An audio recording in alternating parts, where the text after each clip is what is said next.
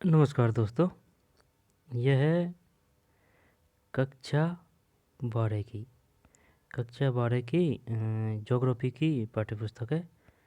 ठीक है ना। तो चलिए, इसमें चौथा पाठ है, इकाई 2 का अध्याय चौथा, मानव विकास।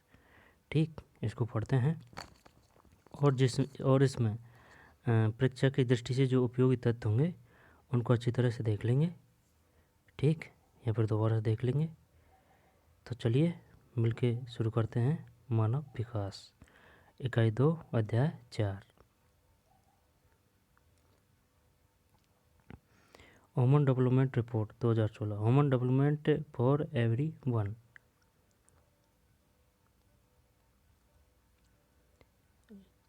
यहाँ से शुरू है। वृद्धि और विकास शब्द आपके लिए नए नहीं हैं।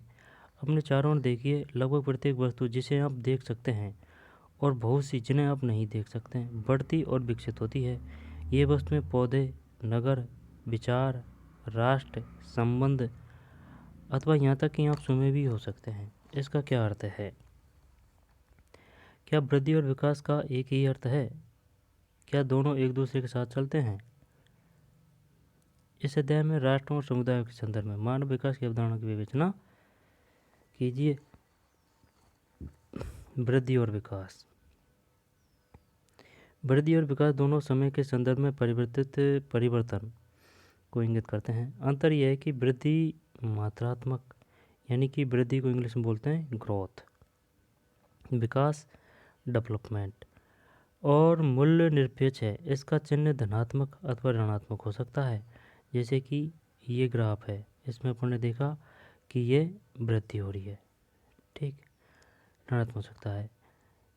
इसका अर्थ है परिवर्तन, यानी धनात्मक वृद्धि दर्शाते हुए अथवा ऋणात्मक हास इंगित करते हुए हो सकता है। विकास का अर्थ है गुणात्मक परिवर्तन है जो मूल्य सापेक्ष होता है। इसका अर्थ है विकास तब तक नहीं हो सकता जब तक वर्तमान दशाओं में वृद्धि न हो। विकास उस समय होता है जब सकारात्मक वृद्धि होती है, तथापि सकारात्मक वृद्धि से सदैव विकास नहीं होता। विकास उस समय होता है जब गुणवत्ता में सकारात्मक परिवर्तन होता है। उदाहरण, किसी निश्चित समयावधि में यदि किसी नगर की जनसंख्या 1 लाख से 2 लाख हो जाती है तो हम कहते हैं कि नगर की वृद्धि हुई है। फिर भी यदि आवास जैसी सुविधाएं, मूलभूत सेवाओं की व्यवस्था तथा अन्य विशेषताएं पहले जैसी ही रहती है, तब इस वृद्धि के साथ विकास नहीं जुड़ा हुआ है। क्या आप वृद्धि और विकास के अंतर करने वाले कुछ अन्य उदाहरण दे सकते हैं?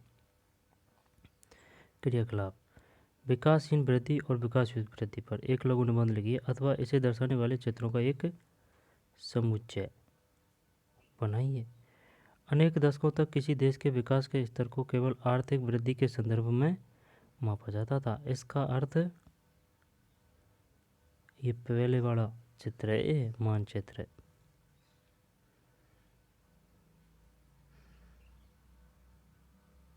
Human development report 2016, UNDP।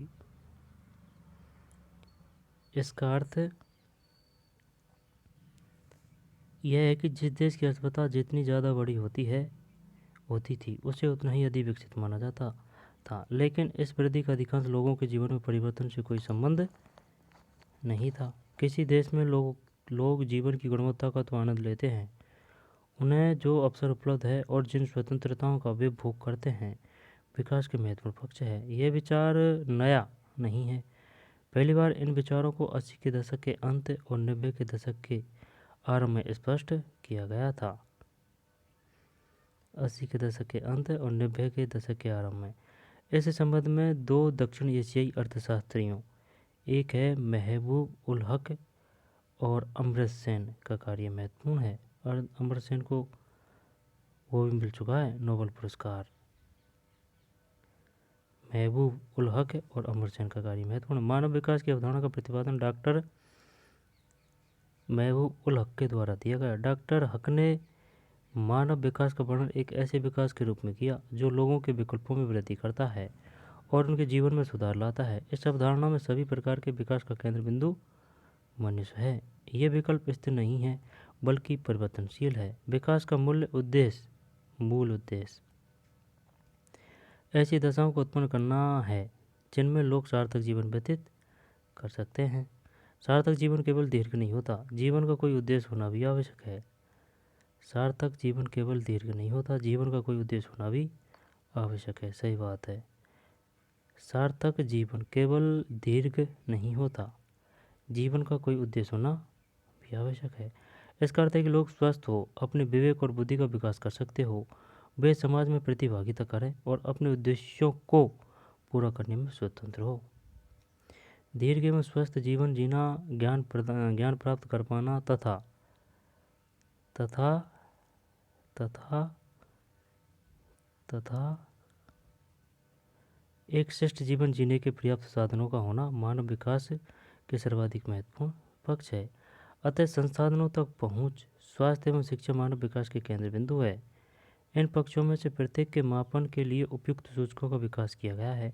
क्या आप ऐसे कुछ सूचकों के बारे में सोच सकते हैं? प्राय लोगों में अपने आधारभूत विकल्पों को तय करने की क्षमता और स्वतंत्रता नहीं होती। यह ज्ञान प्राप्त करने की अक्षमता उनकी भौतिक निर्धनता, सामाजिक भेदभाव, संस्थाओं की अक्षमता और अन्य कारणों की वजह से हो सकता है। यह ज्ञान प्राप्त करने की अक्षमता उनकी भौतिक निर्धनता, सामाजिक भेदभाव, संस्थाओं की अक्षमता और अन्य कारणों की वजह से हो सकता है। इसमें दीर्घ एवं स्वस्थ जीवन जीने दोबारा से लेते हैं। प्राय लोगों में अपने आधारभूत विकल्पों को तय करने की क्षमता और स्वतंत्रता नहीं होती। यह ज्ञान प्राप्त करने की अक्षमता उनकी भौतिक निर्धनता, सामाजिक भेदभाव, संस्थाओं की अक्षमता और अन्य कारणों की वजह से हो सकता है। इसमें दीर्घ एवं स्वस्थ जीवन जीने, शिक्षा प्राप्ति के योग्य होने और एक श्रेष्ठ जीवन जीने के साधनों को प्राप्त करने में बाधा आती है। लोगों के विकल्पों में वृद्धि करने के लिए स्वास्थ्य, शिक्षा और संसाधनों तक पहुँच में उनकी क्षमताओं का निर्माण करना महत्वपूर्ण है। यदि इन क्षेत्रों में लोगों की क्षमता नहीं है तो विकल्प भी सीमित हो जाते हैं। उदाहरण, एक अशिक्षित बच्चा डॉक्टर बनने का विकल्प नहीं चुन सकता क्योंकि उसका विकल्प शिक्षा के अभाव में सीमित हो गया है। इसी प्रकार प्राय निर्धन लोग बीमारी के लिए चिकित्सा उपचार नहीं चुन सकते क्योंकि संसाधनों के अभाव में उनका विकल्प सीमित हो जाता है। सही बात है।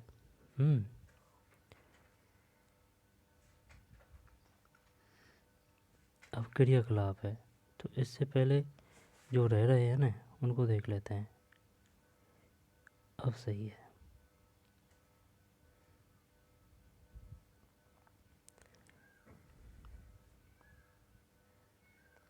सार्थक जीवन क्या है? जन्मदिन मुबारक हो शहनाज। धन्यवाद प्रिया। मुझे स्वास्थ्य की भी शुभकामनाएं दो। मैं स्कूल की पढ़ाई पूरी करके कॉलेज जाना चाहती हूँ। शहनाज कह रही है मैं कुछ करने लायक बनना चाहती हूँ। अच्छा, तब तो तुम एक सार्थक जीवन जीना चाहती हो।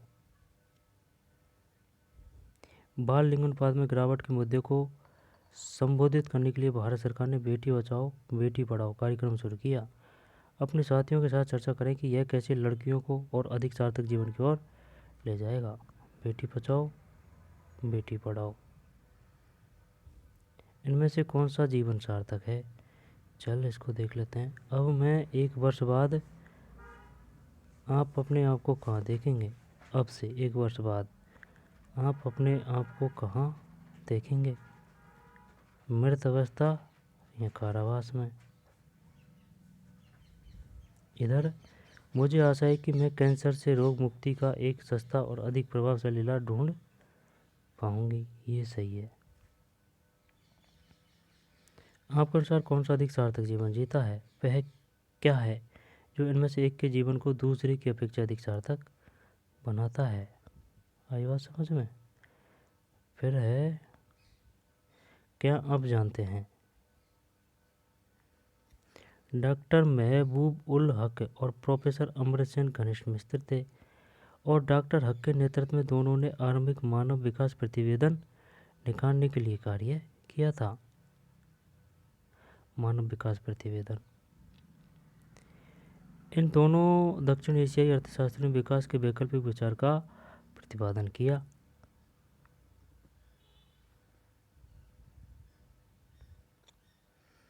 अंतर्दृष्टि और करुणा से ओतप्रोत पाकिस्तानी अर्थशास्त्री डॉक्टर महबूब उल हक ने 1990 ईस्वी में मानव विकास सूचकांक निर्मित किया। 1990 में उनके अनुसार विकास का संबंध लोगों के विकल्पों में बढ़ोतरी से है ताकि वे आत्मसम्मान के साथ दीर्घ और स्वस्थ जीवन जी सके। 1990 ईस्वी से संयुक्त राष्ट्र विकास कार्यक्रम ने वार्षिक मानव विकास प्रतिवेदन प्रकाशित करने के लिए जिनकी मानव विकास की संकल्पना का प्रयोग किया।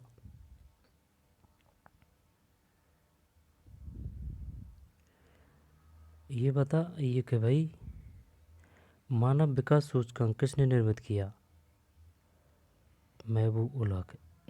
इम्पोर्टेंट है। ये बताइए मानव विकास का सूचकांक किसने किया था निर्माण? महबूब उल हक ने। कहाँ से संबंधित थे? पाकिस्तानी अर्थशास्त्री थे जिनकी मानव विकास की संकल्पना का प्रयोग किया है। डॉक्टर हक के मस्तिष्क की लोच और एक दायरे से बाहर सोचने की उनकी योग्यता उनके भाषणों में एक भाषण से चित्रित की जा सकती है, जिसमें 100 का उदाहरण देते हुए उन्होंने कहा, आज जो वस्तुएं उन्हें देखते हो और पूछते हो क्यों, मैं उन वस्तुओं का स्वप्न लेता हूँ और जब कभी नहीं थी तो और पूछता हूँ ये क्यों नहीं। नोबेल पुरस्कार विजेता अमर्त्य सेन ने विकास का मुख्य ध्येय स्वतंत्रता में वृद्धि अथवा प्रतंत्रता में कमी के रूप में देखा। रुचिकर बात यह है कि स्वतंत्रता में वृद्धि भी विकास लाने वाला सर्वाधिक प्रभावकारी माध्यम है। इसका कार्य स्वतंत्रता की वृद्धि में सामाजिक और राजनीतिक संस्थाओं तथा प्रक्रियाओं की भूमिका का अन्वेषण करना है।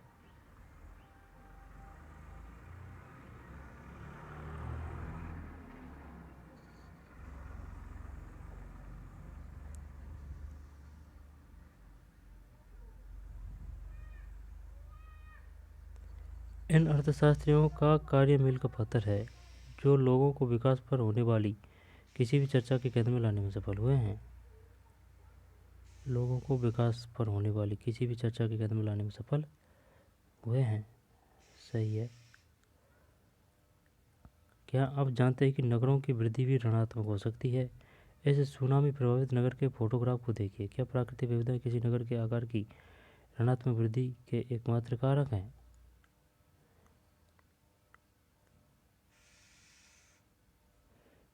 ये है सुनामी से पहले का और ये है सुनामी के बाद का।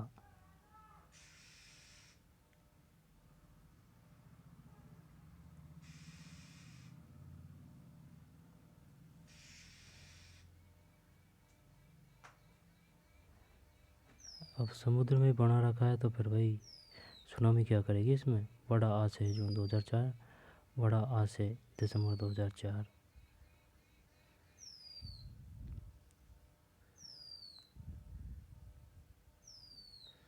ये सब साफ हो गए घर। ये कोई घर नहीं दिख रहा है सुनामी से।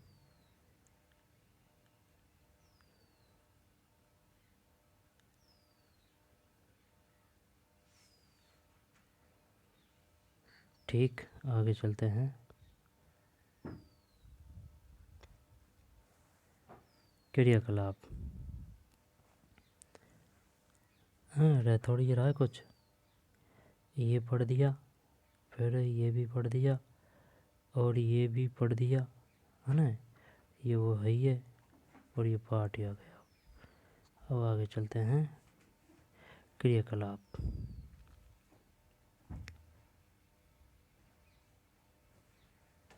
क्रियाकलाप। अपने सहपाठियों के साथ 5 मिनट के नाटक को अभिनीत कीजिए जिसमें यह दर्शाया गया हो कि किस प्रकार आय, शिक्षा अथवा स्वास्थ्य के क्षेत्रों में क्षमता के अभाव के कारण विकल्प सीमित हो जाते हैं। मानव विकास के 4 स्तंभ।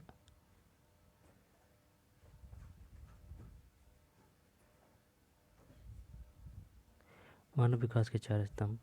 जिस प्रकार किसी इमारत को स्तंभों का सहारा होता है, उसी प्रकार मानव विकास का विचार भी समता, सतत पोषणीयता, उत्पादकता और सशक्तिकरण की संकल्पनाओं पर आधारित है। समता है ना, सतत पोषणीयता, उत्पादकता और सशक्तिकरण। समता का आशय प्रत्येक व्यक्ति को उपलब्ध अवसरों के लिए समान पहुंच की व्यवस्था करना है।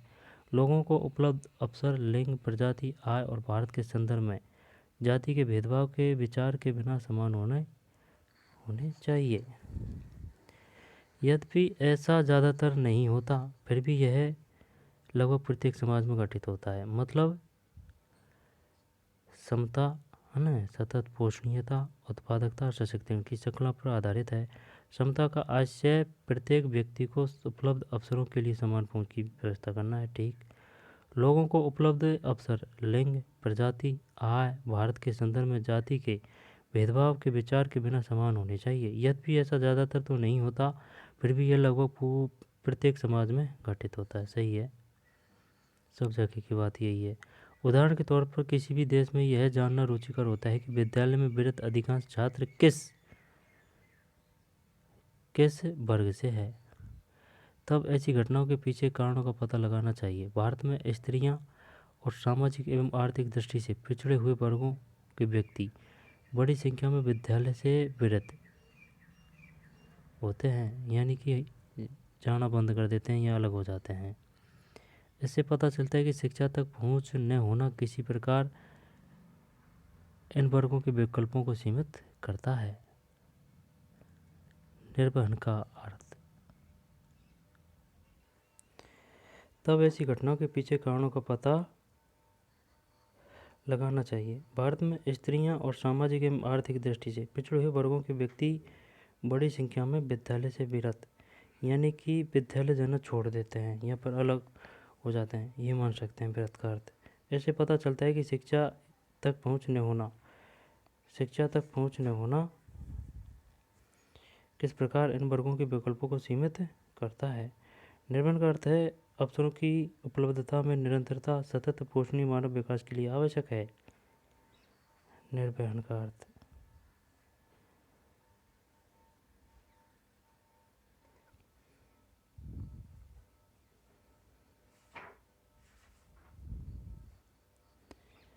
निर्वहन का अर्थ है, दोबारा देखते हैं। निर्वहन का अर्थ है अवसरों की उपलब्धता में निरंतरता सतत पोषणीय मानव विकास के लिए आवश्यक है कि प्रत्येक पीढ़ी को समान अवसर मिले। समस्त पर्यावरणीय, वित्तीय एवं मानव संसाधन का उपयोग भविष्य को ध्यान में रखकर करना चाहिए। इन संसाधनों में किसी भी एक का दुरुपयोग भावी पीढ़ियों के लिए अवसरों को कम करेगा। बालिकाओं को विद्यालय भेजा जाना एक अच्छा उदाहरण है। यदि एक समुदाय अपनी बालिकाओं को विद्यालय में भेजने के महत्व पर जोर नहीं देता, तो युवा होने पर इन स्त्रियों के लिए अनेक अवसर समाप्त हो जाएंगे। इनकी वृत्ति का, यानी कि जीवन यापन की आय के विकल्पों में तीव्रता से छंटनी हो जाएगी। यह उनके जीवन के अन्य पक्षों को भी प्रभावित करेगा। सही है। अतः प्रत्येक पीढ़ी को अपनी भावी पीढ़ियों के लिए अवसरों और विकल्पों की उपलब्धता को सुनिश्चित करना चाहिए। यहाँ उत्पादकता का अर्थ मानव सर्व उत्पादकता अथवा मानव कार्य के संदर्भ में उत्पादकता है। लोगों में क्षमताओं का निर्माण करके ऐसी उत्पादकता में निरंतर वृद्धि की जानी चाहिए। अतः जन समुदाय ही राष्ट्रों के वास्तविक धन होते हैं। इस प्रकार उनके ज्ञान को बढ़ाने के प्रयास अथवा उन्हें बेहतर चिकित्सा सुविधाएं उपलब्ध कराने से उनकी कार्य क्षमता बेहतर होगी। सशक्तिकरण का अर्थ है अपने विकल्प चुनने के लिए शक्ति प्राप्त करना। ऐसी शक्ति बढ़ती हुई अर्थव्यवस्था और क्षमता से आती है। लोगों को सशक्त करने के लिए सुशासन एवं लोकोन्मुखी नीतियों की आवश्यकता होती है। सामाजिक एवं आर्थिक दृष्टि से पिछड़े हुए समूह के सशक्तिकरण का विशेष महत्व है। सामाजिक एवं आर्थिक दृष्टि से पिछड़े हुए समूह के सशक्तिकरण का विशेष महत्व है। सही है। क्रियाकलाप। अपने पड़ोस में सब्जी बेचने वाले से बात कीजिए और पता लगाइए कि क्या वह विद्यालय गई थी। बेचने वाली से, क्या वह विद्यालय से विरत हुई थी, क्यों? इससे आपको उसके विकल्पों और स्वतंत्रता के बारे में क्या पता चलता है। टिप्पणी कीजिए कि किस प्रकार उसकी लिंग, जाति और आय ने उसके अवसरों को सीमित किया है। ठीक। मानव विकास के उपागम। मानव विकास की समस्या को देखने के अनेक ढंग हैं। कुछ महत्वपूर्ण उपागम है आय उपागम, कल्याण उपागम, न्यूनतम आवश्यकता उपागम, क्षमतापागम। पहला आ रहा है मानव विकास का मापन, है ना भाई, मानव विकास का मापन। मानव विकास सूचकांक HDI स्वास्थ्य, शिक्षा और संसाधनों तक पहुंच जैसे प्रमुख क्षेत्रों में निष्पादन के आधार पर देशों का क्रम तैयार करता है। यह क्रम 0 से 1 के बीच के स्कोर पर आधारित होता है। क्या? मानव विकास सूचकांक HDI, जो एक देश मानव विकास के महत्वपूर्ण सूचकों में अपने रिकॉर्ड से प्राप्त करता है। स्वास्थ्य का मूल्यांकन करने के लिए चुना गया सूचक जन्म के समय जीवन प्रत्याशा है। स्वास्थ्य का मूल्यांकन करने के लिए चुना गया सूचक जन्म के समय जीवन प्रत्याशा है। उच्चतर जीवन प्रत्याशा का अर्थ है लोगों के पास अधिक दीर्घ और अधिक स्वस्थ जीवन जीने के ज़्यादा अवसर है। प्रौढ़ साक्षरता दर और संकलन नामांकन अनुपात ज्ञान तक पहुँच को प्रदर्शित करते हैं। पढ़ और लिख सकने वाले वयस्कों की संख्या और विद्यालयों में नामांकित बच्चों की संख्या दर्शाती है कि किसी देश विशेष में ज्ञान तक पहुँच कितनी आसान अथवा कठिन है। संसाधनों तक पहुँच को क्रय शक्ति अमेरिकी डॉलरों के संदर्भ में मापा जाता है। इनमें से प्रत्येक आयाम को 1/3 भारिता दी जाती है। मानव विकास सूचकांक इन सभी आयामों को दिए गए भारों का कुल योग होता है। स्कोर 1 के जितना निकट होता है, मानव विकास का स्तर उतना ही अधिक होता है। इस प्रकार स्कोर 1 के जितना निकट होता है, मानव विकास का स्तर उतना ही अधिक होता है। यानी कि जो 1 के आसपास स्कोर है ना, वो सबसे बढ़िया है। इस प्रकार 0.983 का स्कोर अति उच्च स्तर का, ठीक, जबकि 0.268 मानव विकास का अत्यंत निम्न स्तर का माना जाएगा। ऐसे है ये एक तक पहुंचने की प्रक्रिया है। अब यहाँ से शुरू है, जितना इसके नज़दीक होगा वो बेस्ट होगा। मानव विकास सूचकांक मानव विकास में प्राप्तियों का मापन करता है। यह प्रदर्शित करता है कि मानव विकास के प्रमुख क्षेत्रों में क्या उपलब्धि हुई है, फिर भी यह सर्वाधिक विश्वसनीय मापन नहीं है। इसका कारण है कि यह सूचकांक वितरण के संबंध में मौन है। मानव गरीबी सूचकांक मानव विकास सूचकांक से, ठीक है, इसको देख लेते हैं क्या बोल रहा है ये। मानव विकास के उपागम,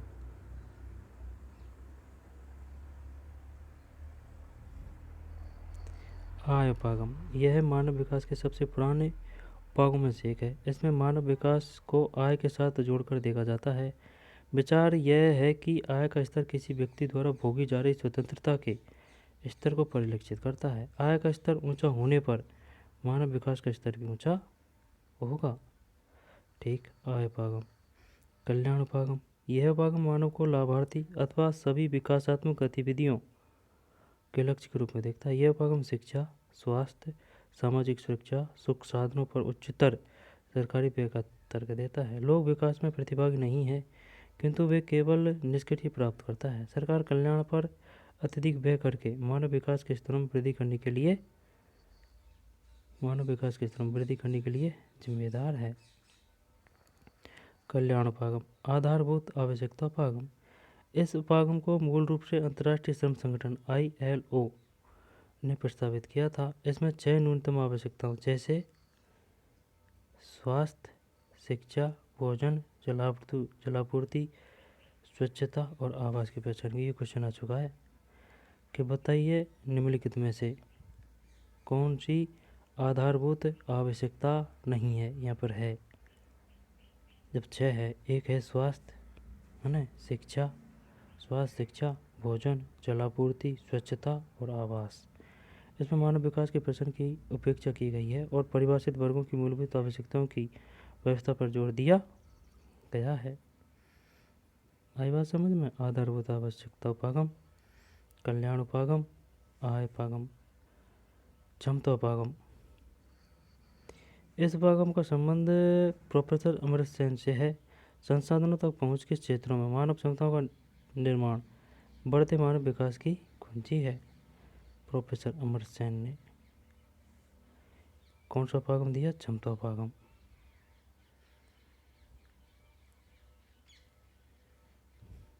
ठीक। सड़कों की लंबाई, अस्पतालों की संख्या, सकल घरेलू उत्पाद, सकल राष्ट्रीय उत्पाद, सकल घरेलू उत्पाद GDP, सकल राष्ट्रीय उत्पाद, संतुष्टि, रोजगार, प्रसन्नता, स्वास्थ्य। सही है।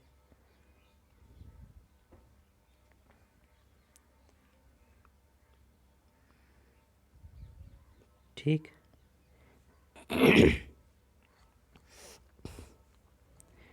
1990 ईस्वी से प्रतिवर्ष संयुक्त राष्ट्र विकास कार्यक्रम UNDP मानव विकास प्रतिवेदन प्रकाशित कर रहा है। यह प्रतिवेदन मानव विकास के स्तर के अनुसार सभी सदस्य देशों की कोटि क्रमानुसार सूची उपलब्ध कराता है। मानव विकास सूचकांक और गरीबी सूचकांक UNDP द्वारा प्रयुक्त मानव विकास मापन के दो महत्वपूर्ण सूचकांक है।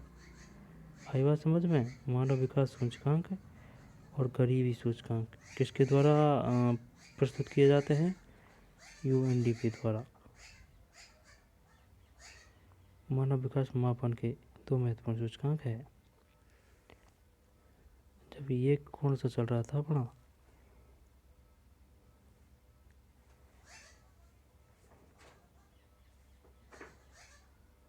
सूचकांक से संबंधित है। यह सूचकांक मानव विकास में कमी मापता है। यह एक बिना आय वाला माप है।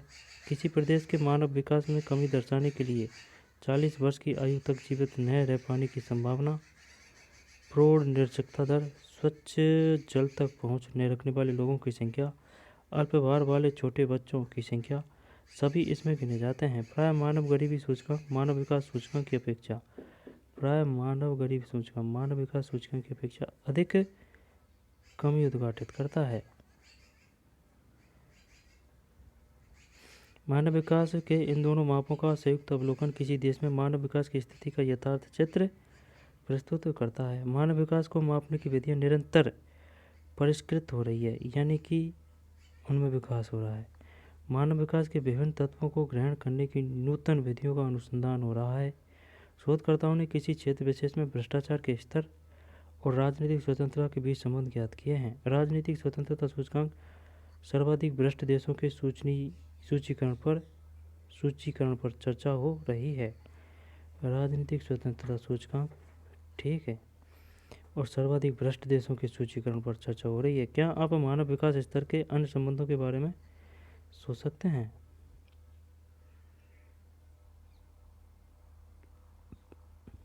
अंतर्राष्ट्रीय तुलनाएं। भूटान विश्व में अकेला देश है जिसने सकल राष्ट्रीय प्रसन्नता GNH को देश की प्रगति का आधारिक माप घोषित किया है। यार ये गजब है। भूटान जिसने सकल राष्ट्रीय प्रसन्नता यानी कि GNH को देश की प्रगति का आधारिक माप घोषित किया। भूटानियों ने अपने पर्यावरण अथवा सांस्कृतिक एवं आध्यात्मिक जीवन के अन्य पहलुओं को भौतिक प्रगति और प्रौद्योगिकी विकास से होने वाली संभावित नुकसान को सतर्कतापूर्वक अथवा ध्यान में रखकर अपनाया है। इसका साधारण सा अर्थ है कि प्रसन्नता की कीमत पर भौतिक प्रगति नहीं की जा सकती। यह भी बात सही है। सकल राष्ट्रीय प्रसन्नता हमें विकास के आध्यात्मिक, भौतिकता और गुणात्मक पक्षों को सोचने के लिए प्रोत्साहित करती है। अंतर्राष्ट्रीय तुलनाएं। मानव विकास की अंतर्राष्ट्रीय तुलनाएं रुचिकर है। प्रदेश के आकार और प्रति व्यक्ति आय का मानव विकास के प्रत्यक्ष संबंध नहीं है। प्रति व्यक्ति आय और मानव विकास से प्रत्यक्ष संबंध नहीं है। प्राय मानव विकास में बड़े देशों की अपेक्षा छोटे देशों का कार्य बेहतर रहा है। सही है। इसी प्रकार मानव विकास में अपेक्षाकृत निर्धन राष्ट्रों का कोटिक्रम धनी पड़ोसियों से ऊंचा रहा है। इसी प्रकार मानव विकास में अपेक्षाकृत निर्धन राष्ट्रों का कोटिक्रम धनी पड़ोसियों से ऊंचा रहा है। उदाहरण के तौर पर अपेक्षाकृत छोटी अर्थव्यवस्थाएं होते हुए भी श्रीलंका, ट्रिनिदाद टोबैगो मानव विकास सूचकांक भारत से ऊंचा है। आई बात समझ में? श्रीलंका का, ट्रिनिदाद का और टोबैगो का इनसे भारत से ऊपर है इनका सूचकांक। इस प्रकार कम प्रति व्यक्ति आय के बावजूद मानव विकास में केरल का प्रदर्शन पंजाब और गुजरात से कहीं बेहतर है। हाँ सही है। अर्जित मानव विकास स्कोर के आधार पर देशों को 4 समूहों में वर्गीकृत किया जा सकता है। तालिका 4.2 मानव विकास संवर्ग, मानदंड और देश। मानव विकास का स्तर, मानव विकास सूचकांक स्कोर और देशों की संख्या, यानी कि अति उच्च में है 0.8 से ऊपर है ना, 8 से ऊपर 51, फिर उच्च 701 से 799 55, फिर मध्यम 550 से 700 यानी 1.5 से 41, फिर 550 से नीचे 41, 51 8 से ऊपर 700 से 800 के बीच में फिर 55, फिर 550 से 750 के बीच 41। मानव विकास प्रतिवेदन 2016। उच्च मानव विकास सूचकांक वाले देश वे हैं जिनका स्कोर 0.8 से ऊपर है। मानव विकास प्रतिवेदन 2016 के अनुसार इस वर्ग में 51 देश सम्मिलित है। तालिका 4.3 इस वर्ग के प्रथम 10 देशों को दर्शाती है।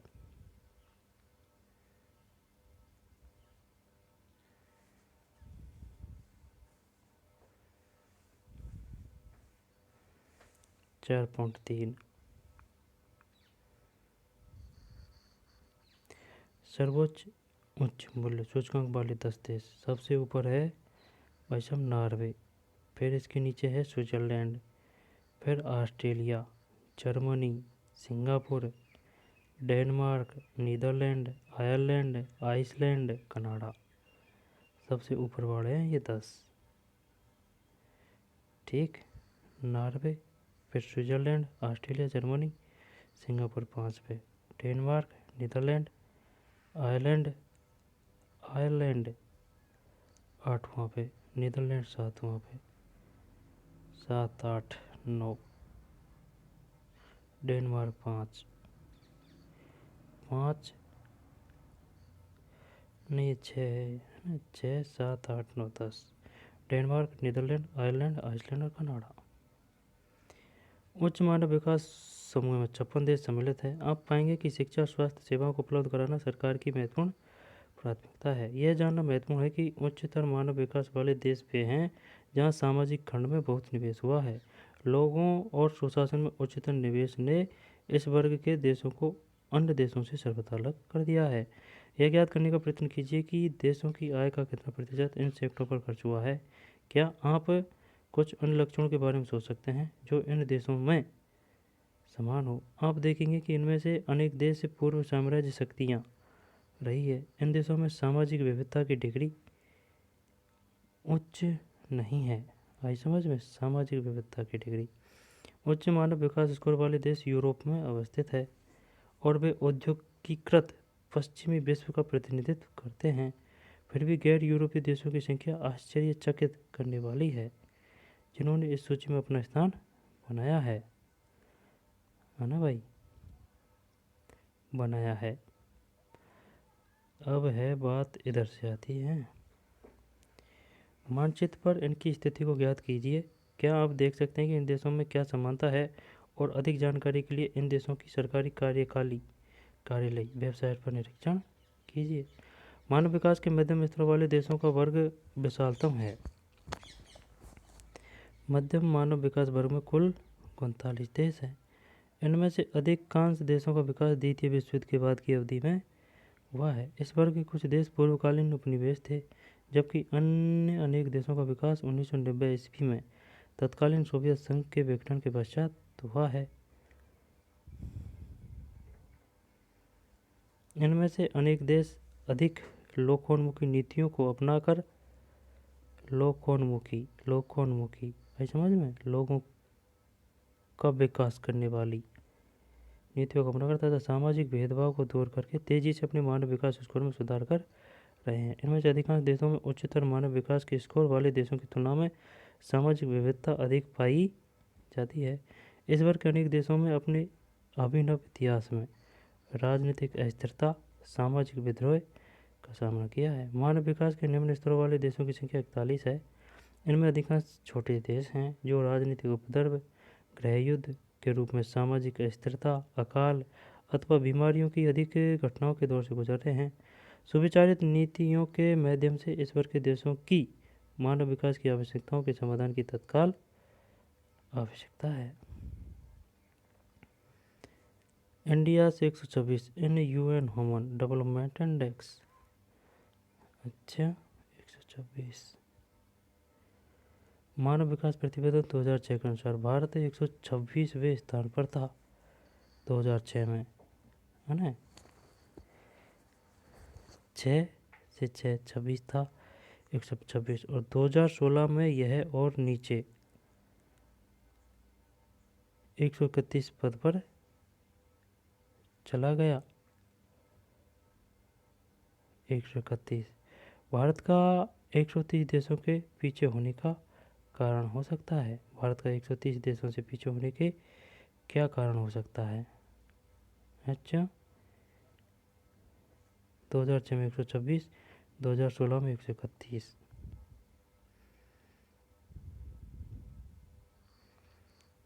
एक 126 है ना, और 2016 में 131। आगे चलते हैं।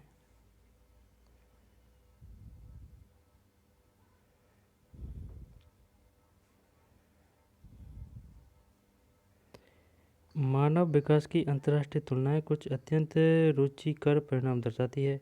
प्राय लोग मानव विकास के निम्न स्तरों के लिए लोगों की संस्कृति को दोष देते हैं। उदाहरणार्थ, कई देश में मानव विकास इसलिए कम हुआ है क्योंकि उसके लोग कई धर्म का अनुसरण करते हैं अथवा कई समुदाय के ऐसे व्यक्तित्व भ्रांतिपूर्ण है।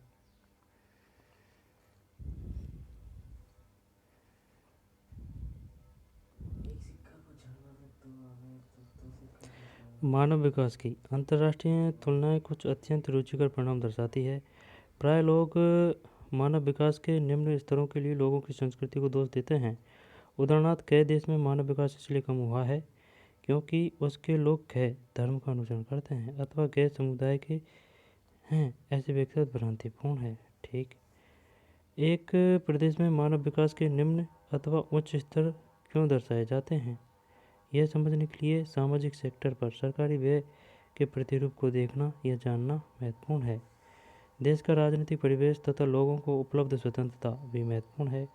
मानव विकास के उच्च स्तरों वाले देश सामाजिक सेक्टरों में अधिक निवेश करते हैं और राजनीतिक उपद्रव और अस्थिरता से प्राय स्वतंत्र होते हैं। इन देशों में संसाधनों का वितरण भी अपेक्षाकृत समान है। दूसरी ओर, मानव विकास के निम्न स्तरों वाले देश सामाजिक सेक्टरों की बजाय प्रतिरक्षा पर अधिक व्यय करते हैं। प्रतिरक्षा पर यह दर्शाता है कि ये देश राजनीतिक अस्थिरता वाले क्षेत्रों में पड़ते हैं और त्वरित आर्थिक विकास प्रारंभ नहीं कर पाए हैं। अभ्यास कुछ रहा थोड़ी है अब।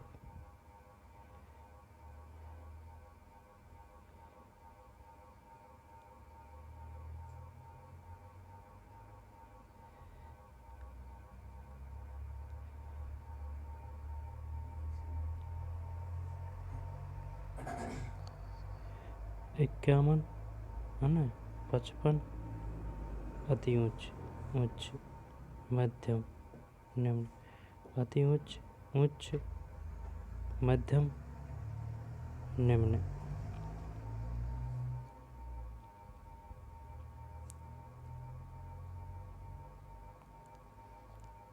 भूटान विश्व में अकेला देश है जिसने सकल राष्ट्रीय प्रसन्नता GNH को देश की प्रगति का आधिकारिक माप घोषित किया है। GNH आधारभूत आवश्यकता उपागम, ILO क्षमता उपागम, कल्याण उपागम, आय उपागम। ठीक कुछ नहीं है।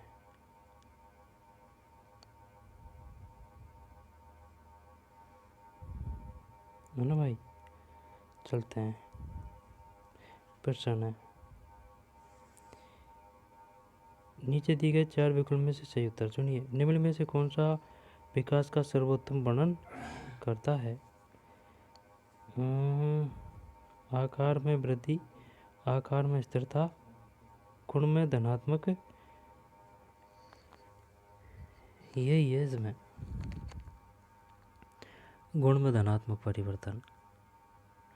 मानव विकास की अवधारणा निम्न में किस विद्वान की है? ये इसकी है, डॉक्टर महबूब उल हक, पाकिस्तानी अर्थशास्त्री हैं। मानव विकास के 3 मूलभूत क्षेत्र कौन से हैं? मानव विकास के 4 प्रमुख घटकों के नाम लिखिए। मानव विकास सूचकांक के आधार पर देशों का वर्गीकरण किस प्रकार किया जाता है? निम्नलिखित प्रश्न को उत्तर 150 शब्दों में से अधिक में न दीजिए। मानव विकास शब्द से आपका क्या अभिप्राय है? मानव विकास अवधारणा के अंतर्गत समता और सतत पोषणीयता से आप क्या समझते हैं? परियोजना या क्रियाकलाप?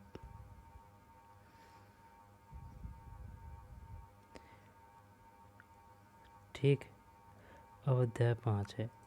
तो चलिए मिलते हैं नई वीडियो में। धन्यवाद।